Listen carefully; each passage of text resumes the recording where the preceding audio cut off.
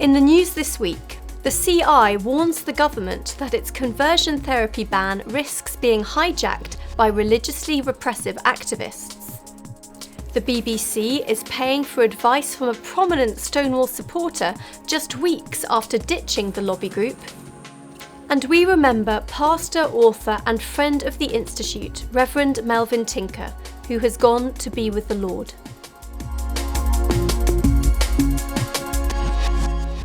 Hello.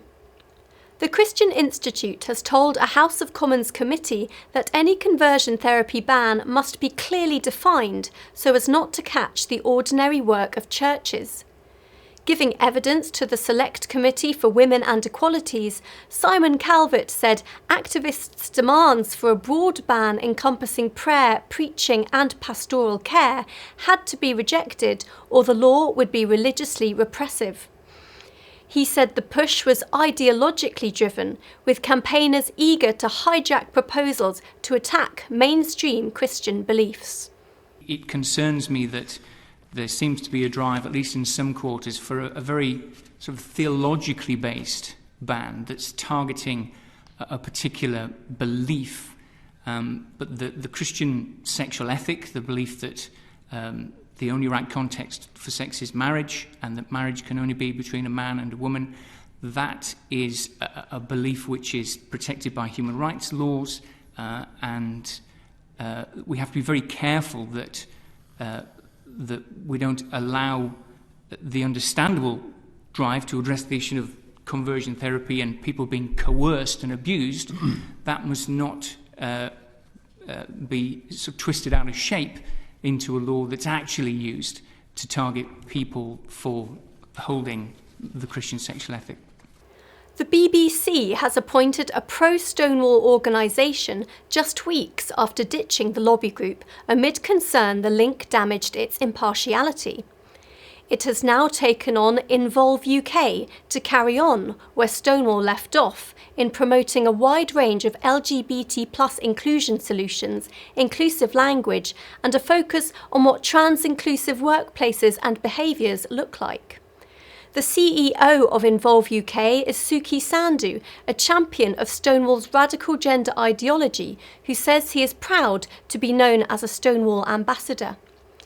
Women's rights campaigner Maya Forstater warned the BBC should beware of signing up to another unaccountable scheme which might turn out to be Stonewall in all but name. Stonewall itself has pledged to scrap guidance telling groups they should replace the word mother with a gender-neutral alternative. During an interview with BBC Radio 4's Women's Hour, CEO Nancy Kelly denied ever giving such advice.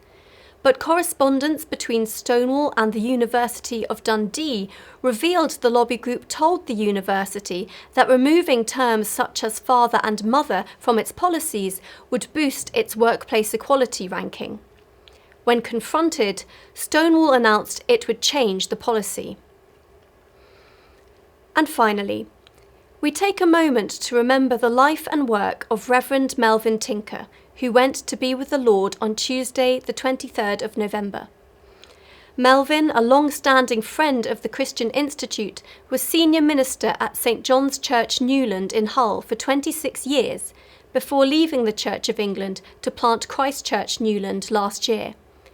He also authored numerous books, including That Hideous Strength, How the West Was Lost, which highlighted the damage done by cultural Marxism.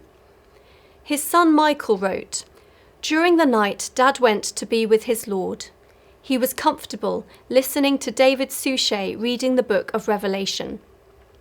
Mum fell asleep, and when she awoke, the book had been finished, and Dad was with the one whom we see so gloriously in those pages, and whom Dad now sees face to face."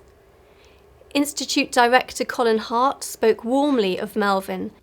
Melvin Tinker was a courageous Christian leader with a love for people and a strong desire to equip them to defend the Christian faith. He was unafraid to speak out on moral issues and frequently tackled leaders in the Church of England for failing to uphold biblical truth. He will be greatly missed, but his books will remain a great blessing to Christian believers, and he leaves behind a flourishing church in Hull.